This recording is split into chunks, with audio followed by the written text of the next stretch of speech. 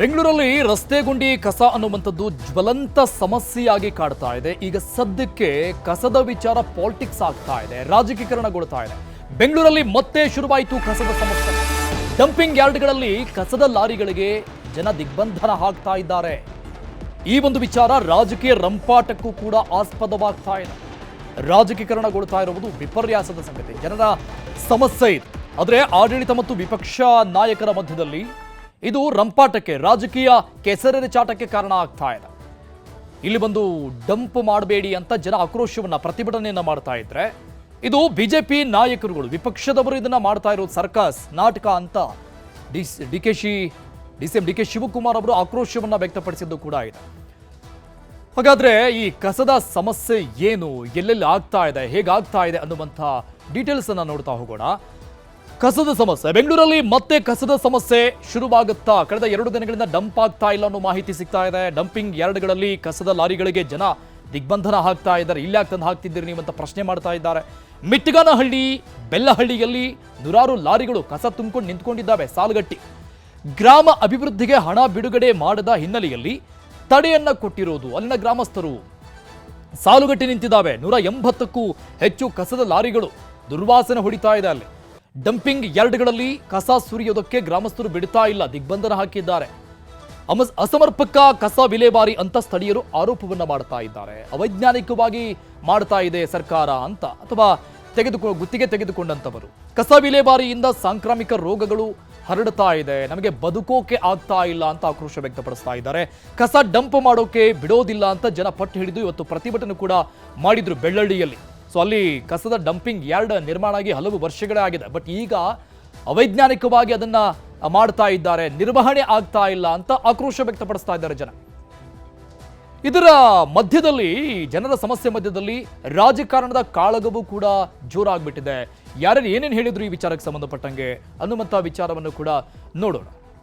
ಈ ಸರ್ಕಾರ ಬಂದಾದ್ಮೇಲೆ ನಾವು ಕಸವನ್ನ ಸರಿಯಾದ ರೀತಿಯಲ್ಲಿ ವಿಲೇವಾರಿ ಮಾಡ್ತೀವಿ, ಟೆಕ್ನಾಲಜಿ ತರ್ತೀವಿ, ವಿದ್ಯುತ್ ಆಗಿ ಪರಿವರ್ತನೆ ಮಾಡ್ತೀವಿ ಅಂತೇಳಿ ಇಲ್ಲಿಯವರೆಗೂ ಯಾವುದೂ ಕೂಡ ಮಾಡಿಲ್ಲ.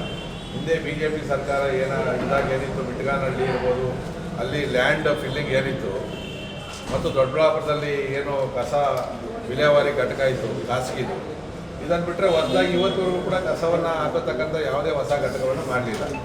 ಕಸದ ರಾಶಿ ಬೆಂಗಳೂರಲ್ಲಿ ಅವಾಗ ಕಳೆದ 3 ದಿನದಿಂದ ಕಸನೇ ತೆಗಿತಾ ಇಲ್ಲ. ನೀವು ನಮ್ಮ ರಿಂಗ್ ರೋಡ್ಗೆ ಹೋಗ್ಬಿಟ್ರೆ